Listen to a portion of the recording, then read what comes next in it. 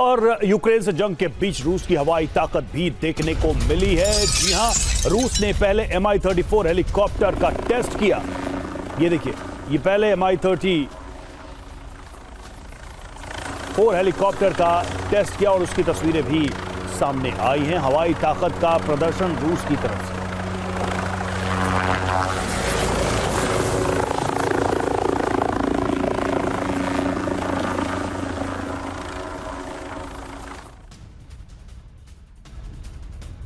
और वहीं यूक्रेन की तरफ से एक और हमला किया गया है और ताजा हमले में रूस की ड्रोन ब्रिगेड को ही निशाना बना दिया गया। यूक्रेन ने रूस के 22 ड्रोन मार गिराए।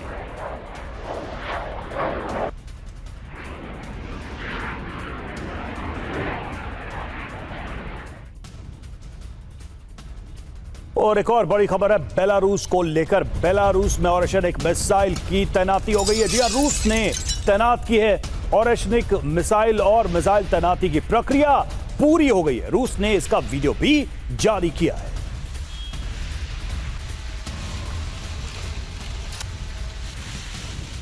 तो जिस मिसाइल को लेकर सिर्फ यूक्रेन ही नहीं, पूरे यूरोप और नाटो देशों की चिंताएं बढ़ी हुई हैं, उस मिसाइल की तैनाती और उसके बाद की तस्वीरें भी जारी की गई हैं। सीधा संकेत है, बेलारूस की जमीन से भी बड़े हमले को तैयार है रूस।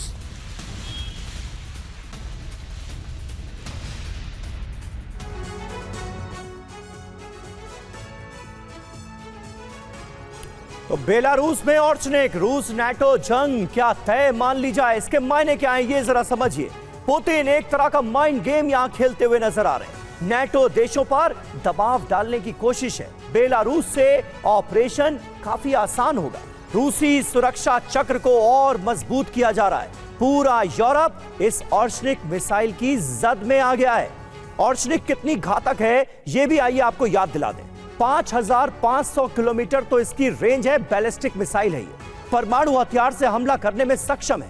2 टन तक हथियार ले जा सकती है, 2 टन तक। ओरेशनिक को इंटरसेप्ट करना नामुमकिन माना जाता है।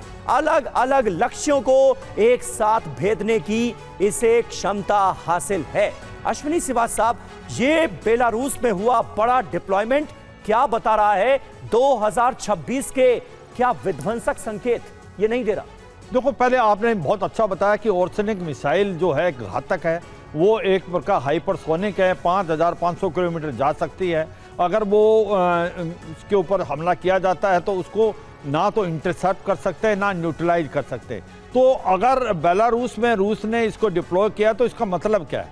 एक मतलब यही है कि एक प्रेशर डालना यूरोप पे कि अगर आप यूक्रेन की मदद करते रहे और अगर ये हुआ तो हो सकता आने वाले टाइम में अगर रूस हमला करेगा तो इस बार यूरोप के अंदर करेगा, क्योंकि ये पूरा यूरोप को कवर करता है। मुझे लगता है ये प्रेशर टैक्टिक ज़्यादा है बल्कि इस और चीज़ के अलावा। मगर एक बात आप बार बार बता रहे ड्रोन पे, आप देखें ड्रोन जो है इस लड़ाई के अंदर एक बहुत ही घातक सिद्ध हुआ है। आप यही नहीं, आप अजरबैजान और आर्मेनिया की लड़ाई देखें। अजरबैजान का आर्मेनिया पे जीत इसीलिए हुई थी क्योंकि उसको ईरान से और टर्की से और प्लस उसको इजराइल से जो एक प्रकार से ड्रोन मिले थे। इसी प्रकार से इस लड़ाई के अंदर भी ड्रोन का इस्तेमाल दोनों देश कर रहे हैं। और यूक्रेन की एक खासियत माननी पड़ेगी, उसने अपनी ड्रोन इंडस्ट्री को बहुत बढ़ा दिया है। काफ़ी ड्रोन जो हैं वो उन्होंने खुद बनाए हैं और वो भी हमले कर रहे हैं रूस पे। मगर ये सच्चाई है, बढ़त रूस की है। ग्राउंड पे रूस धीरे धीरे,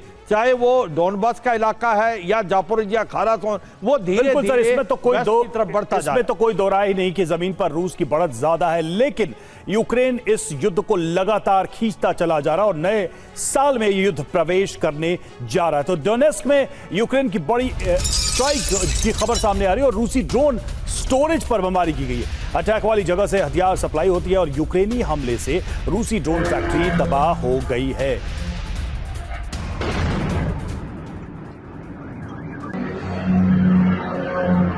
देखिए, ये हमला इसलिए भी इंपॉर्टेंट हो जाता है कि डोनेस्क में ये हमला किया गया है। ये वही इलाका है जिसको लेकर पेंच फंसा हुआ है और डोनेस्क में यूक्रेनी हमला जो है वो रूस के लिए एक बड़ा झटका साबित हो सकता है। रूसी ड्रोन स्टोरेज पर यह हमला किया गया है यूक्रेन की तरफ से और शाहेद ड्रोन, गेरॉन ड्रोन का ट्रेनिंग लॉन्च बेस बताया जा रहा है जहां पर यह हमला किया गया।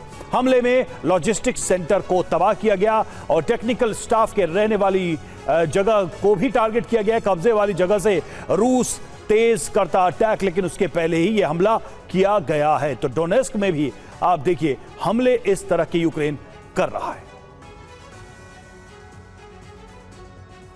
और देखिए अब एक खबर आपको चीन ताइवान के फ्रंट से देने जा रहे हैं। ताइवान के नजदीक चीन की जंगी ड्रिल शुरू हो गई है। फायर ड्रिल में 5 जगहों को टारगेट किया गया है, ये जानकारी सामने आ रही है। तो क्या नए साल में चीन और ताइवान के बीच भी एक नया जंगी फ्रंट डेवलप होता हुआ हम देखेंगे? क्योंकि ताइवान को लेकर जो चीन के इरादे हैं वो पहले से ही जग जाहिर है।